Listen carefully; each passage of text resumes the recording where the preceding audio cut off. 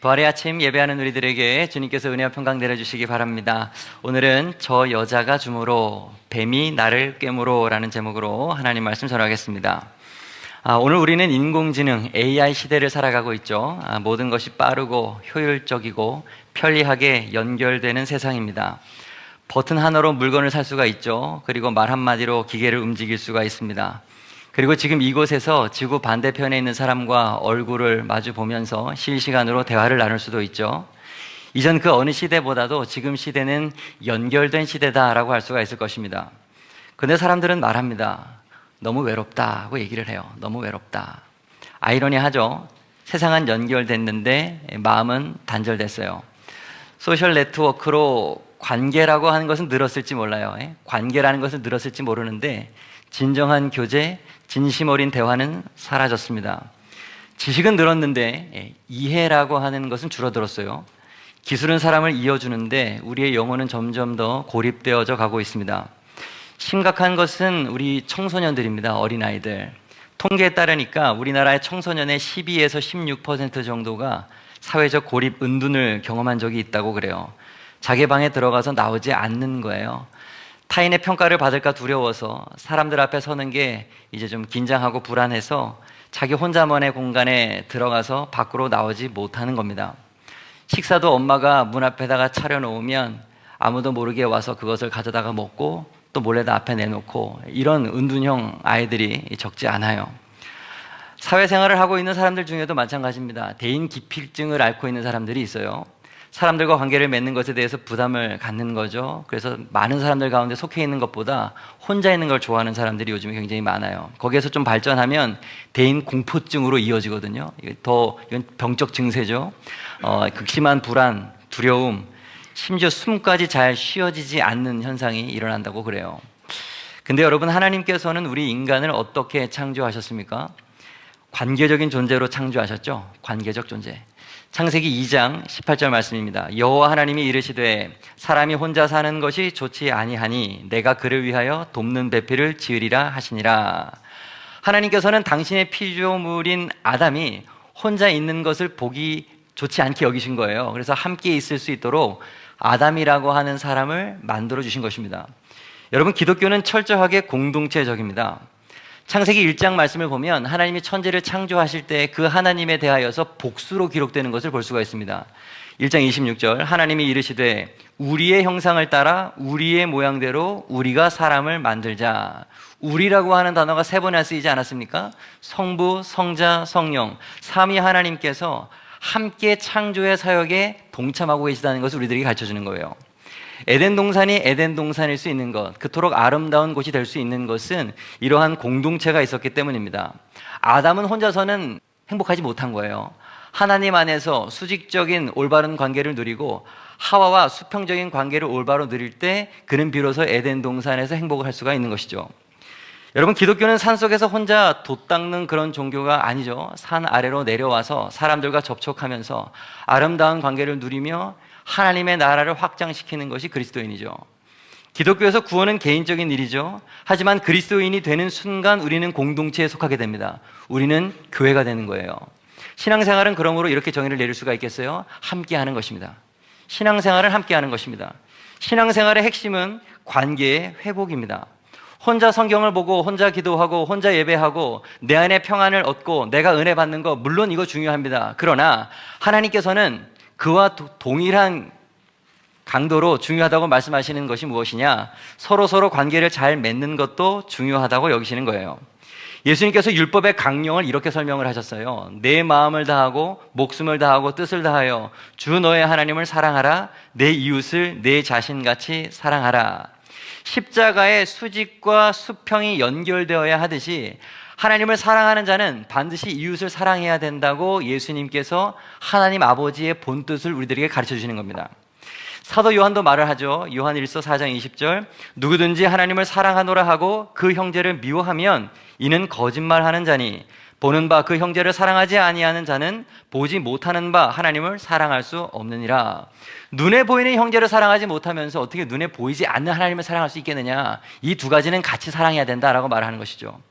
신앙의 핵심은 형제사랑입니다. 다시 말해서 관계의 회복이라고 할 수가 있어요. 마태복음 5장 23절 이하, 그러므로 예물을 제단에 드리려다가 거기서 내 형제에게 원망 들을 만한 일이 있는 것이 생각나거든 예물을 제단 앞에 두고 먼저 가서 형제와 화목하고 그 후에 와서 예물을 드려라. 보십시오. 예수님께서는 심지어 하나님 앞에 예배를 드리는 것보다, 하나님을 향한 예배보다 형제와 관계의 회복이 먼저라고 하고 계시는 거예요.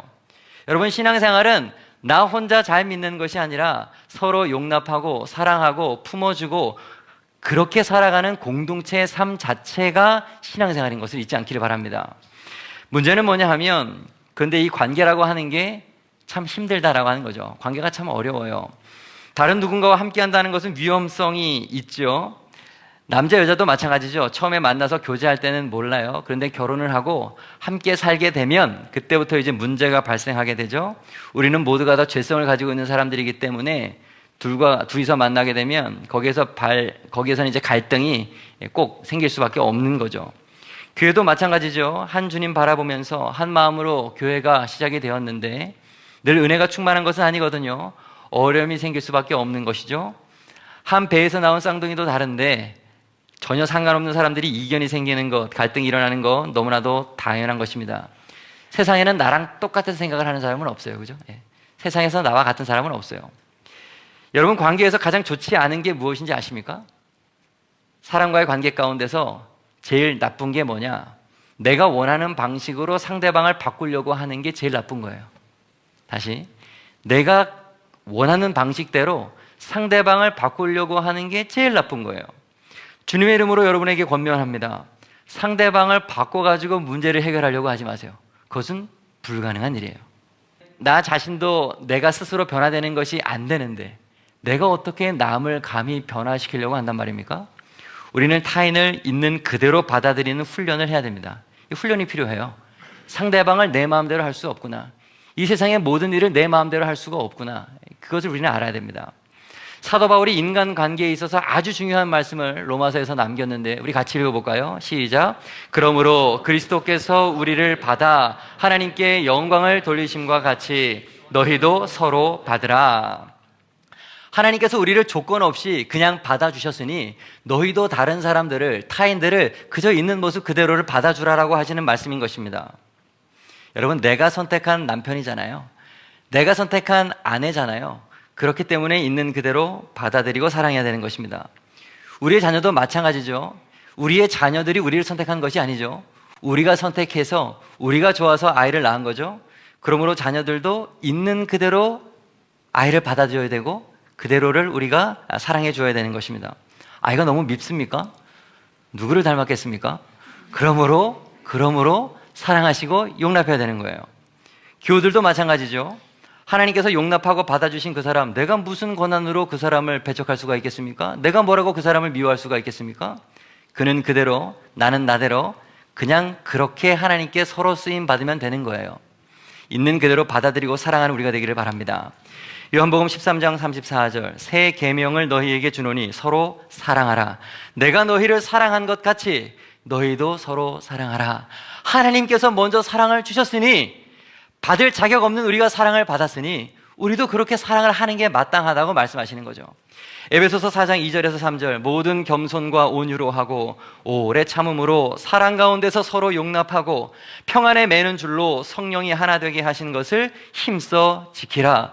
성경의 수많은 곳에서 사랑을 이야기해요. 용납을 이야기합니다. 온유와 인내를 명합니다. 그게 신앙생활이기 때문에 그런 거예요.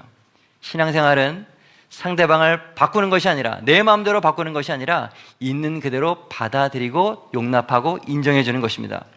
누가복음 19장에 보면 삭개오 이야기가 나오죠. 사람들은 그 사람을 손가락질했습니다. 비난하고 죄인이라고 수군거렸죠. 하지만 예수님은요, 그를 받아주셨습니다. 삭개오야, 속히 내려오라. 내가 오늘 내 집에 유하여야 하겠다. 아무도 그 사람을 친구 삼지 않았지만, 친구 삼고 싶지 않았지만 예수님께서는 내가 너의 친구가 되어주겠다고 말씀하시는 거죠. 요한복음 8장 말씀을 보면 간음하다가 현장에서 잡힌 여자가 나와요. 사람들은 그 여자를 돌로 쳐서 죽이려고 하지만 예수님께서는 그 여자를 정죄하지 않으시죠. 오히려 그대로 품어주십니다. 요한복음 8장 11절, 나도 너를 정죄하지 아니하노니 가서 다시는 죄를 범하지 말라. 여러분, 사람을 바꾸려 하지 말고 있는 그대로 받아들이는 여러분 되기를 간절히 축복합니다. 사람을 바꾸는 것은 내가 할 수 있는 일이 아니라 하나님께서 하시는 일이에요. 내가 하는 일은 그저 사랑하는 것, 인내하고 참아주고 기다리는 것입니다. 그리고 한 가지를 더 권면드리기를 원합니다. 인간관계에서 문제가 생기면 일단 나에게 문제가 있다고 생각을 해야 돼요. 다시, 사람과 사람 간에 누군가 나와의 관계 속에서 문제가 생기거든 일단 여러분들에게 어떤 마음을 가져야 되느냐? 내게 문제가 있다라고 생각을 해야 돼요. 설령 정말 상대방에게 문제가 있다 하더라도 그것을 품지 못하는 나에게 문제가 있다고 여기라 이 말이에요. 다른 사람이 문제라고 생각하는 사람에게는 문제 해결의 길이 없어요. 오늘 본문의 아담과 하와를 생각해 보시기를 바랍니다. 그들이 죄를 지었잖아요. 그 다음에 첫 번째 한 행동이 무엇이죠? 하나님께 내 잘못이 아니다, 제 잘못이다 탓하는 것이었습니다. 창세기 3장 12절, 아담이 이르되 하나님이 주셔서 나와 함께 있게 하신 여자 그가 그 나무 열매를 내게 주므로 내가 먹었나이다. 하와를 탓하고 있고 심지어 거슬러 올라가서 하와를 내게 허락한 하나님까지도 탓하고 있죠. 창세기 3장 13절, 여자가 이르되 뱀이 나를 꿰므로 내가 먹었나이다. 저 여자가 내게 주어서 뱀이 나를 꿰어서 서로 남 탓을 하고 있는 아담과 하와죠. 문제의 원인을 타인에게 돌리는 한 관계 회복은 불가능한 것입니다. 여러분 혹시 음치라는 것을 아시죠? 음치, 소리 어리석을 치자를 써서 음치입니다. 음치들의 특징 가운데 하나는 뭐냐 하면 자신의 음정이 정확하다고 생각을 하는 겁니다. 나는 노래를 잘 부른다. 악보에도 없는 자유로운 노래를 막 부르면서도 굉장히 진지하게 노래를 부르죠, 그죠? 자신의 소리를 모르기 때문에 그래요. 그래서 음치고 그래서 무서운 거거든요. 사람과의 관계에서도 관치라는 것이 있는 것 같아요. 관치, 관여할 관, 어리석을 치. 그들도 음치처럼 다른 사람의 잘못을 몰라요. 나는 옳다 이거죠. 관계를 늘 망치는데 늘 남 탓만 하는 거죠. 네. 내가 어딘가에 속해서 노래를 부를 때마다 불협화음이 난다. 사람들이 왜 이렇게 노래를 잘 몰라? 그게 아니죠. 내가 원인일 수가 있는 거죠, 그죠? 내 주변에 많은 사람들이 이상하게 한 명, 두 명 자꾸 떠나갑니다. 내 주변에 사람이 없어져요. 그때 이렇게 생각할 수 있죠? 왜 이렇게 이상한 사람들이 많아? 아니죠. 내가 이상할 수가 있다는 것, 내가 원인일 수 있다는 것을 우리는 발견해야 되는 것입니다. 음치보다 저는 관치라는 게 더 무서운 것 같은데 그들은 지금 이 설교를 들으면서도 다른 사람을 생각을 하고 있어요. 자신의 이야기인 줄 모르죠. 누군가를 생각하면서 저 사람이 관치다 이렇게 생각하고 있는데 아닙니다. 여러분이 관치예요. 마태복음 7장 3절 이하, 어찌하여 형제의 눈 속에 있는 티는 보고 내 눈 속에 있는 들보는 깨닫지 못하느냐. 보라, 내 눈 속에 들보가 있는데 어찌하여 형제에게 말하기를 나로 내 눈 속에 있는 티를 빼게 하라 하겠느냐. 외식하는 자여, 먼저 내 눈 속에서 들보를 빼어라. 그 후에야 밝히 보고 형제의 눈 속에서 티를 빼리라. 예수님께서는 너 자신을 먼저 보라 라고 말씀을 하시는 것입니다. 누가복음 18장 말씀을 보면 바리새인과 세리의 기도가 나와요. 바리새인은 서서 따로 기도하여 이르되 하나님, 나는 다른 사람들 토색 불이 간음하는 자들과 같지 아니하고 이 세리와도 같지 아니함을 감사합니다. 나는 일에 2번 금식하고 소득의 11조를 드리나이다 하고, 세리는 멀리 서서 감히 눈을 들어 하늘을 쳐다보지도 못하고 다만 가슴을 치며 이르되 하나님이여 불쌍히 여기소서 나는 죄인이로소이다 하였느니라. 여러분, 이들의 기도의 특징이 뭡니까? 바리새인의 기도의 특징은 다른 사람을 비난하고 정죄한다는 데 있었던 것이고, 세리의 기도의 특징은 자신을 돌아본다는 데 있었어요. 하나님께서는 누구의 기도를 받으셨습니까? 세리의 기도를 받으셨어요. 자기의 문제를 보는 사람만이 하나님으로부터 은혜를 입을 수가 있는 거예요. 중요한 것은 문제의 원인을 나에게서 찾는 거예요. 그런 사람만이 은혜를 받을 수가 있습니다. 갈라디아서 6장 4절 5절, 각각 자기의 일을 살피라. 각각 자기의 짐을 질 것이라. 나를 돌아봐야 되는 거야. 나를. 관계의 걸림돌은 남에게 있지 않고 내 안에 있다. 오늘 여러분들에게 말씀을 드리고 싶은 중요한 것 가운데 한 가지입니다.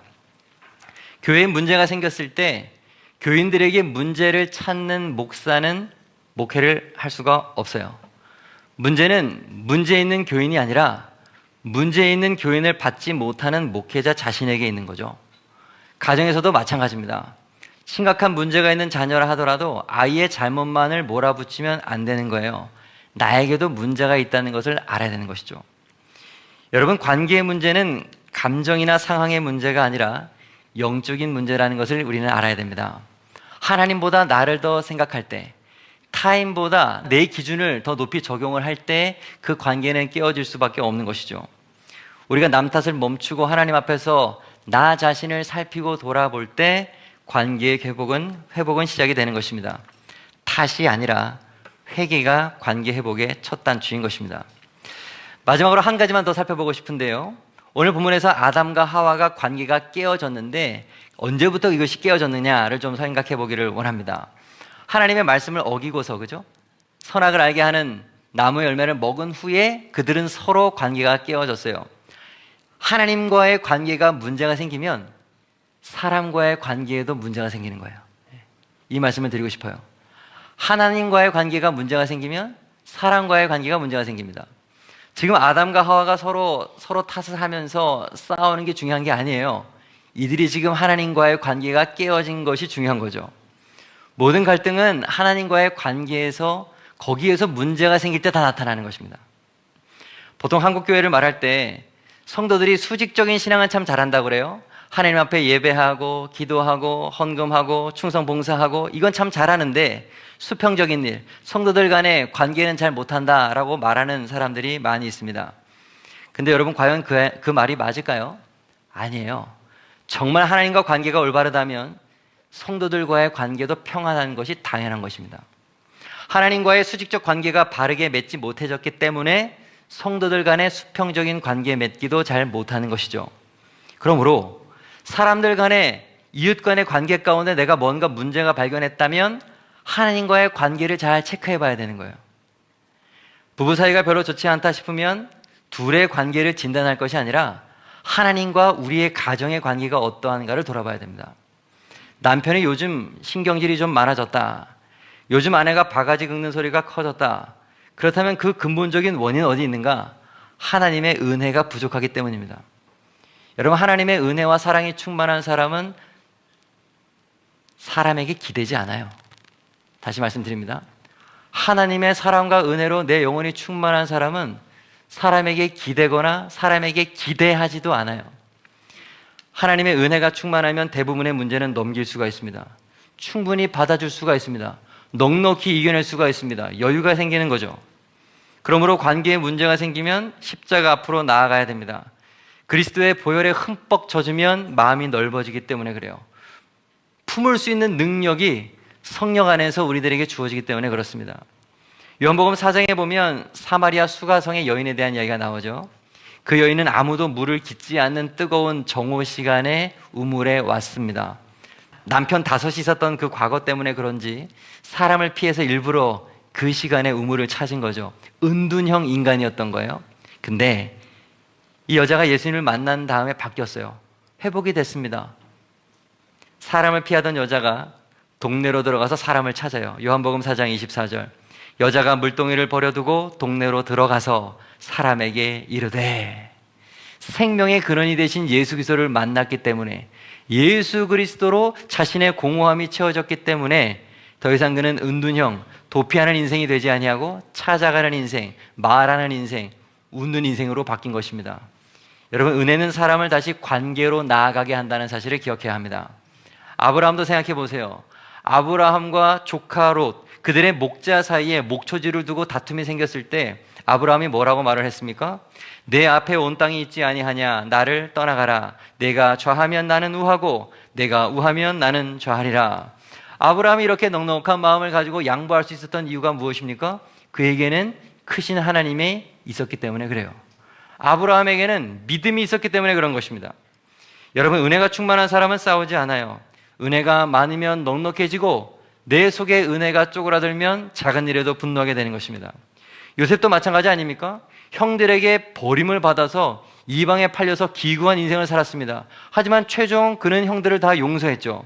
당신들은 나를 해하려 하였으나 하나님은 그것을 선으로 바꾸사 오늘과 같이 많은 백성의 생명을 구원하게 하시려 하셨나니. 은혜는요, 복수도 멈추게 하는 것이고 화해를 이루게 하는 것입니다. 그러므로 사람 간의 관계에서 문제가 생길 때 우리는 하나님 앞에 나아가야 되는 거예요. 예수 그리스도의 십자가 아래로 엎드려야 되는 것입니다. 관계가 회복이 되면, 하나님과의 관계가 회복이 되면 마음이 넓어집니다. 날카로운 그 누구를 만나도, 나를 공격하는 그 사람을 만나도 넉넉해질 수가 있습니다. 문제가 생겼을 때 그 사이에 사람이 개입해서 사람의 힘으로 무언가를 해결하려고 합니까? 오히려 그것은 어그러지는 경우가 더 많아요. 하나님으로부터 주시는 은혜와 사랑으로 충만해질 때 둘의 관계는 자연스럽게 불편한 관계가 회복이 되는 것입니다. 그래서 교회는 언제나 늘 은혜가 충만한 곳이어야 됩니다. 교회는 그런 곳이어야 돼요.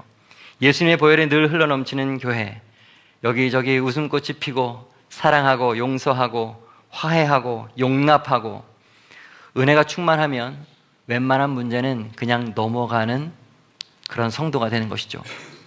에베소서 2장 16절, 또 십자가로 이 둘을 한 몸으로 하나님과 화목하게 하려 하심이라.